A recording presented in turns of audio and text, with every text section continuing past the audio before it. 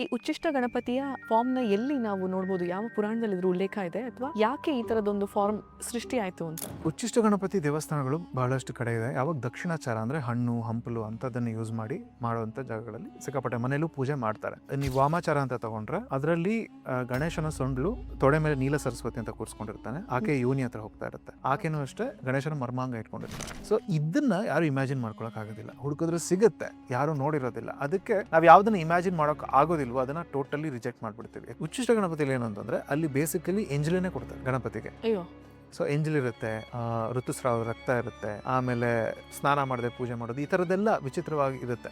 ಅವನಿಗೆ ಎಲ್ಲವೂ ಸಲ್ಲುತ್ತೆ ಅಂತ, ಆತ ಎಲ್ಲಾನು ಎಕ್ಸೆಪ್ಟ್ ಮಾಡ್ಕೊಳ್ತಾನೆ ಅಂತ. ಆ್ಯಂಡ್ ಈ ಥರ ಎಲ್ಲ ಮಾಡ್ಬೇಕಾದ್ರೆ ಮಾಂಸ ಕೂಡ ಆತನ ಕೊಟ್ಬಿಟ್ಟು ತಿನ್ಬೋದು ಅಂತ, ಆತನಿಗೆ ಪ್ರಸಾದ ಥರ ಕೊಡ್ಬೋದು ಅಂತ. ಸೊ ಅಲ್ಲಿ ಟಬು ಅಂತ ಯಾವುದೂ ಇಲ್ಲ, ರಿಜೆಕ್ಟೆಡ್ ಅಂತ ಯಾವುದೂ ಇಲ್ಲ. ಅದು ಉಚ್ಚಿಷ್ಟ ಗಣಪತಿ, ಅದು ವಾಮಾಚಾರದಲ್ಲೆಲ್ಲ ಸಿಕ್ಕಾಪಟ್ಟೆ ಯೂಸ್ ಮಾಡ್ತಾರೆ ಆ ಫಾರ್ಮ್ ಪರ್ಟಿಕ್ಯುಲರ್.